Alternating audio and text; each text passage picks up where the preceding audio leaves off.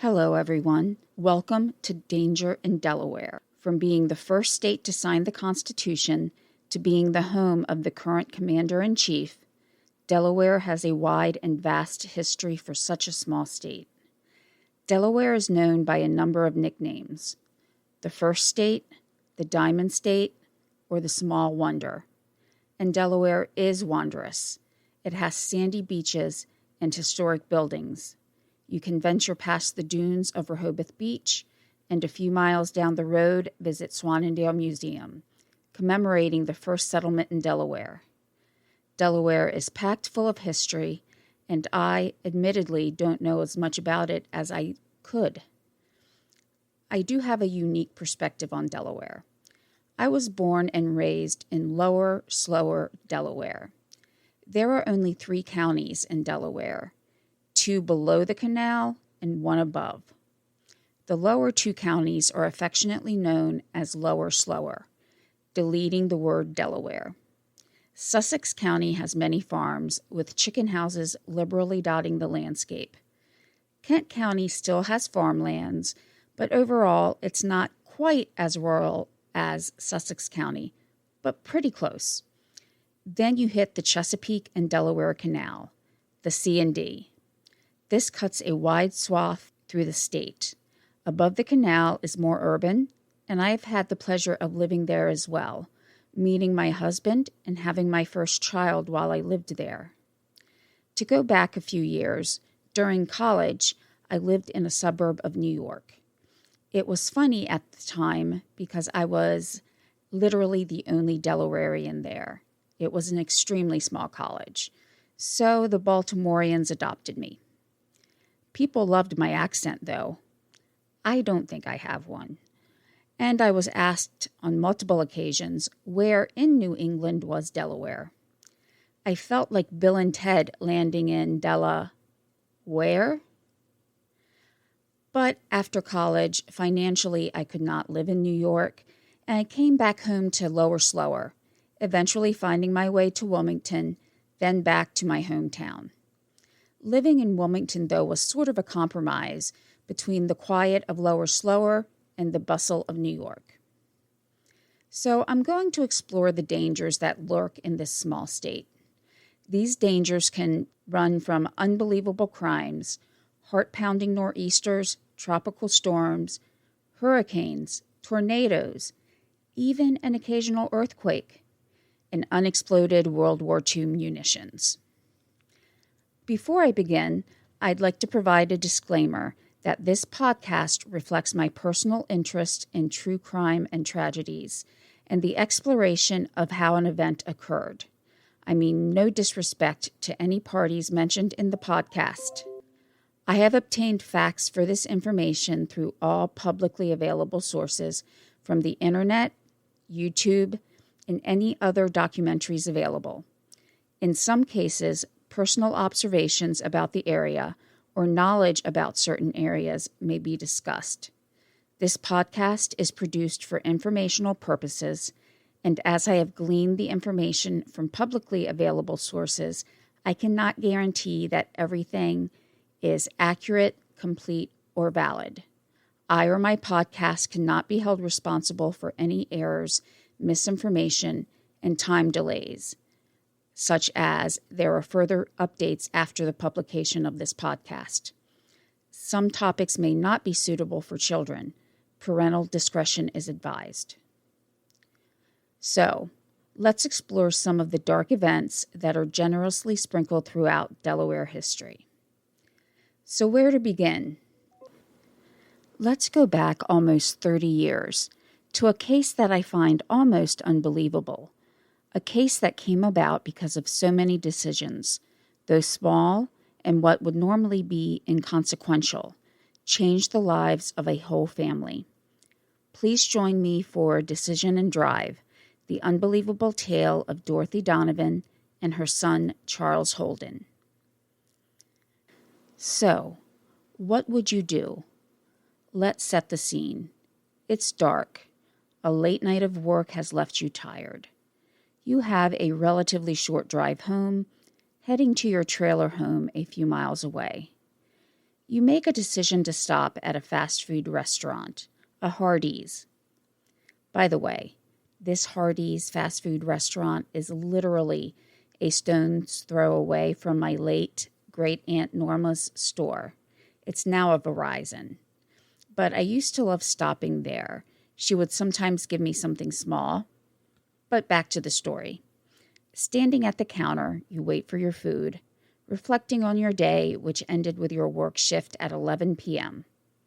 You grab your food, nod your head at the cashier, because we do that in Delaware.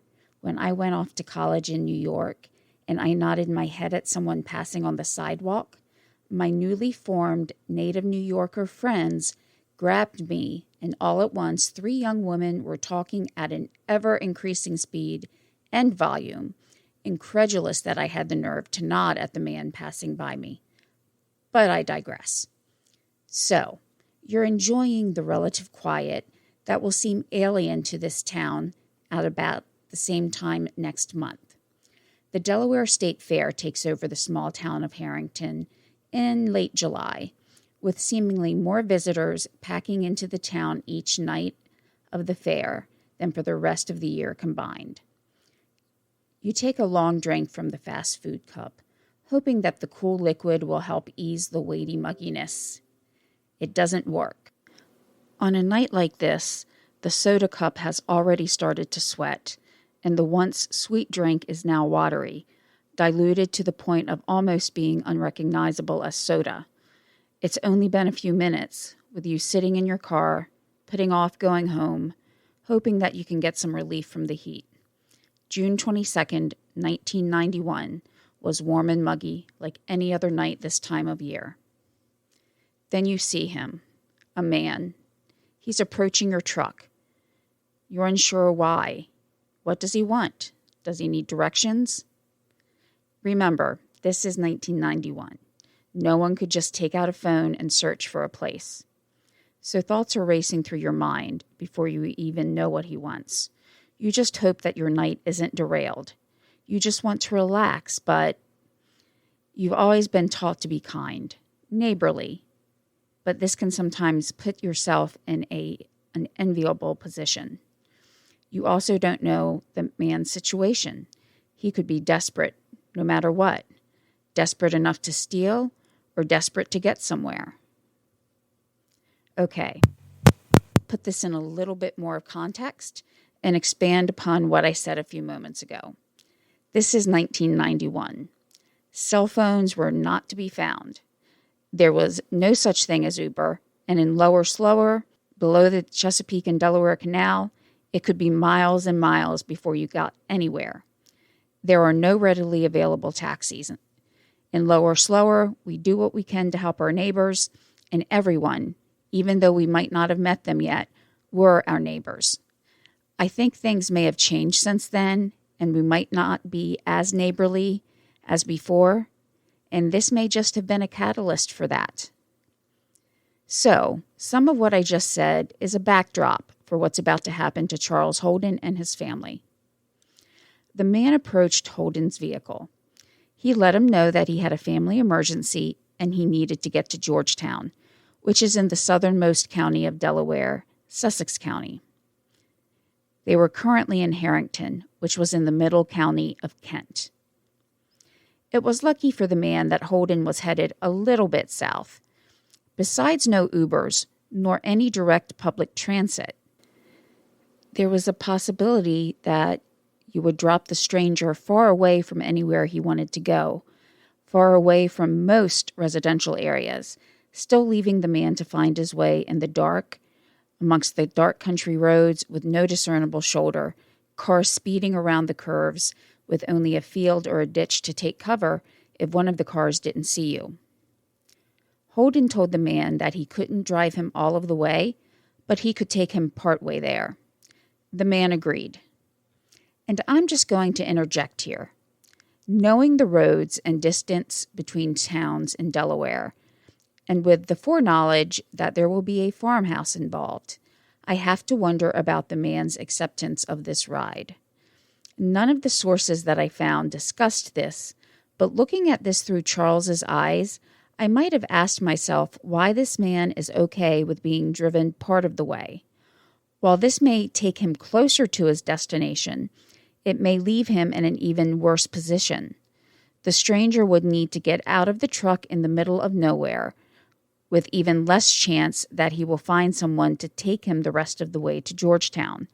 If he had stayed at the restaurant, he would have had a much better chance of finding someone to drive him than being able to flag down a passing car on stretches of back road. Not to mention the fact that it would be dark with minimal or no lighting. Or was this even discussed during the ride? Did the stranger accept the ride without knowing approximately where he would be dropped off? With the hindsight of knowing what's going to occur later in the night, I can think to ask these questions, but in the moment, it probably wouldn't have seemed necessary. A man needed a ride, and Charles was happy to oblige as much as he could. So back to Charles. He drives for a while, and I do also wonder what kind of small talk, if any, was there, or if they drove in silence. The drive probably would have been slow for at least part of the drive. When I say that the speed limit is strictly enforced in Harrington, I am not doing it justice. It was that way 30 years ago and still is today. After they had driven for a while, Charles stopped a distance from his home, about a half a mile away, at an intersection. While he wanted to help the man, he didn't want to lead him directly to his house. He stopped the vehicle at the intersection and let his passenger know this was where the ride ended. I don't think that in Charles's wildest imagination that he would have ever expected the stranger to react the way he did, because he had already told him that he couldn't drive him all the way to Georgetown. But the man reacted strongly, and chaos ensued. Okay, so maybe reacted strongly is a little bit of an understatement. The man attacked Charles, telling him that he wanted Charles's money and truck. The man grabbed a screwdriver from the floor of the truck, and I also wonder now if Charles thinks about that screwdriver. Charles was able to get away, taking his truck keys as he went. He tried to run for help, but the stranger caught up to him. Charles did his best to keep his cool, and he convinced the stranger that he would drive him to the complete distance. The tension of the situation seemed to abate, and Charles used this to his advantage. He was able to get into the truck and take off before the stranger was able to get back into the vehicle. Disaster averted for now. Even more than before, Charles was worried about the stranger following him home, so he rode around, making sure in his mind to shake his previous passenger. Again, it didn't work. I'm thinking by this point that Charles must have been relieved, though. His heart rate had probably slowed down, his breathing was a little easier than 20 minutes ago, but when he got back to his trailer home, he saw the man around his property. How had he found the home? There were other homes around, but the man had chosen Charles's. Charles had to drive off to call the police from a payphone. His 911 call shows that he is concerned, especially for his mother as she lives in the farmhouse behind his trailer, and an officer did meet him. His trailer home looked fine, nothing taken, and Charles wanted to check on his mother's house behind the trailer. The officer obliged, but the scene was much different than Holden's place. This was bloody. Dorothy Donovan, Charles's mother, was 70 years old. She was widowed twice over and was a grandmother of 7. The glass to the back door had been broken. They did enter the house, and when the officer found Mrs. Donovan, she had been stabbed in her upper body a number of times. She did not survive the attack. In the sources that I found, it is reported that she was positioned in such a way that it appeared that there could have been sexual assault.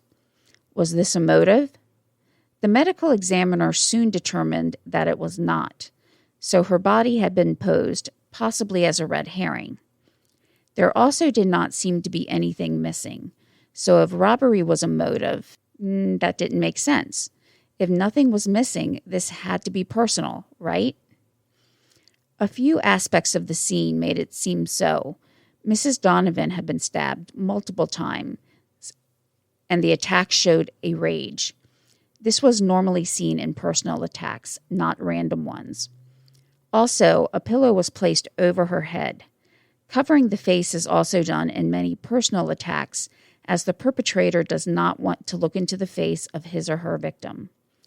During the initial stages of the investigation, while Charles is still at the scene, he says to an officer that he can't believe he killed his mother. This, of course, leads to a number of questions about exactly who he is. I guess at times, especially as more time goes by, our timelines can get a little messed up in our heads. This happened in 1991, so I would have been a teenager. And in my mind's eye, I tend to picture myself as that teenager watching Unsolved Mysteries or Forensic Files, both of which featured this story. But based on the years in which these episodes aired, I was probably past being a teenager or possibly a few years older than I was at the time of the incident. I wonder, though, if my mind is melding together when I first heard about the story in the news and when I first saw a show segment with a reenactment, giving me a false sense of time and memory. What I see as I reflect is my teenage self looking at this with skepticism, staring at the TV screen with one eyebrow raised like Dwayne "The Rock" Johnson. How stupid, how gullible did this man think we were? Did he really think the police would believe this? I sat back, waiting for the key piece of evidence that would reveal the son's story as a lie. The police did too, figuring that the physical evidence that they collected at the crime scene would show Charles was the perpetrator. The interrogation scenes from the Forensic Files episode are intense, the police not hiding any of their feelings, stating that not even an idiot would believe that story. He also refused to take a polygraph, cementing his guilt in the eyes of the police. Looking at polygraphs, I can't really say 100% how I feel about them. I think that in the proper hands, with people who are experienced and conscientious about what to look for on a polygraph, they can be a useful tool in ruling people out. But as a lot of the polygraph results are subjective, either the examiner may be too lax or too strict on his or her interrogations and interpretations. Also, the skilled criminal may know how to trick the test. But lucky for Charles, fate was on his side, at least for once that night. People at the restaurant had seen the stranger and saw him get into Charles's truck. Another passerby saw the scuffle when Charles stopped. Okay, so I'm just going to interject here again. I don't know, maybe it's just me, but I think when I had seen something like this, when I got home, I might have called the police. I know that, if they saw the whole thing, that they did see Charles get away and get in the truck and flee. But that meant that there was still a violent person out there. But I also have to tell myself that hindsight is 20/20, and knowing what I know may cloud some of my opinions. Lastly, and most importantly, there was DNA, blood to be exact, on a light switch, and a palm print that did not belong to Charles. And as the palm print was in blood, there was no doubt as to when the print was left there. Charles was no longer a suspect in the physical attack of his mother, much to the surprise, I'm sure, of most everyone watching the show. But the police still had some skepticism. Based on the rage and overkill seen on Mrs. Donovan's body, if it was not a personal attack, could the suspect have been on drugs? Though I did not live in Harrington during this time, many of the small towns around that time frame in Delaware, at least Lower Slower, had a very bad drug problem. The mayor of my sleepy little town appeared on a 48 Hours episode in 1989 regarding the epidemic. I was 13 then, and please don't do the math to figure out my age. But the description of the episode is as follows. First, the title of the episode was 48 Hours, Return to Crack Street. Nothing ominous there. Then, the description further read, an examination of the impact of crack cocaine on U.S. communities. This broadcast includes a live discussion with Robert Stutman of the New York City DEA, Professor Ethan Nadelman, New York City Director of Treatment, Tom White, a crack addict identified as Luis, Seaford, Delaware Mayor Guy Longo, youth counselor Lucinda Grant, etc. So, drug-fueled rages were nothing new to the police in Delaware. But they did not see how Charles and this stranger could not be connected in some way, that they could be in on it together, because truly, there was coincidence, then there was unbelievable. And this was falling far onto the side of unbelievable, especially since Charles was on the receiving end of a $100,000 accidental death insurance policy for his mother. And Charles had some debts related to farming. So based on the evidence, though, the police didn't have anything that they could hold Charles for. The police continued the investigation and got a description of the hitchhiker from both Charles and other witnesses. He was an African-American male that had a slender build, about 5 foot 8 inches tall, with plastic-rimmed glasses with oversized lenses. A photo lineup was put together based on a composite drawing, and both Charles and some of the other witnesses picked out the same man.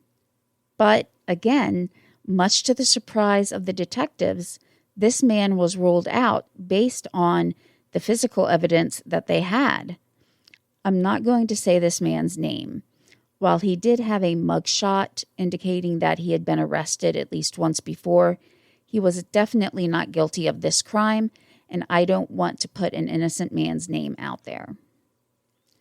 So, time did start to pass, slowly at first, but days, then weeks, months, then years, until it had been over a decade since Dorothy Donovan had been viciously murdered. I'm sure a cloud of suspicion still hung over her son. I can't imagine the inner turmoil that he and his family must have felt. I've actually thought about this case quite a few times over the years. My mother had gotten me into watching true crime shows, and since the current pandemic began, I have watched more than my fair share of ID and YouTube videos, as well as listening to podcasts. So these are my thoughts. Charles was a kind man trying to do a good deed, and at every step of the way, it seemed to come back to bite him. His family probably wanted to believe him, but the story was almost beyond belief. And even though the palm print and blood evidence exonerated him from being the actual murderer, the bizarre series of events must have cast some doubt in at least some of his family's minds. But do you know what? The police never forgot this case. For one, the scenario was unforgettable, but technology had also made some great advances. Sitting here in 2021, the term DNA is part of every true crime aficionado's lexicon. It's a true identifiable source that cannot be denied. If a perp has left DNA at the scene, their only hope is that they have an identical twin so that they can cast doubt over which one did it. And I've actually seen 2 cases like this. So when Delaware came online with CODIS, it was time for the detectives to move.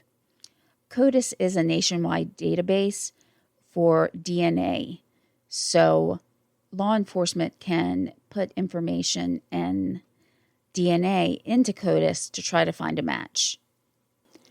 They sent DNA evidence from the light switch, blood that did not match Charles's blood. So this was blood that had to be shed by the killer, as he had cut himself while stabbing Mrs. Donovan or breaking the window.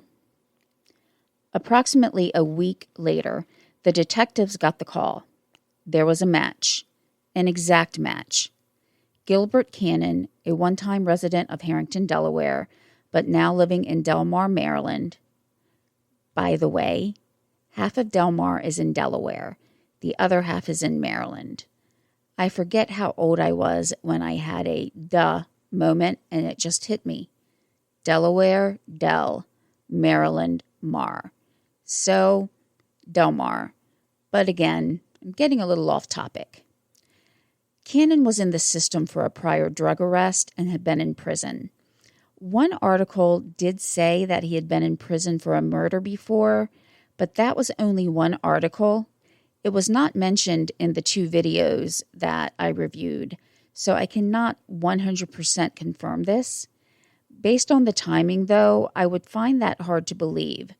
The crimes that he was imprisoned for had him imprisoned in 1997, and he was out of prison by the time that he was arrested in January 2006. So to me, that's a very short time frame to have served a sentence for murder. Now, of course, Cannon denied that he had done anything, but after a few hours of interrogation and faced with the undeniable facts, he caved. The motive for the killing, to me, is also unreal. After being left by Charles, Gilbert Cannon started walking. He wanted to find a house to sleep in.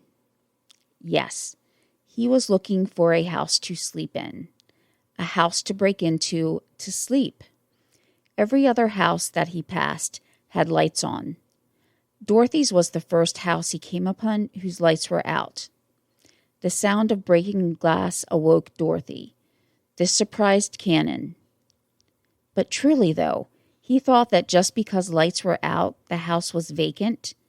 He had been looking for a vacant house, but, this was after midnight by the time he got there.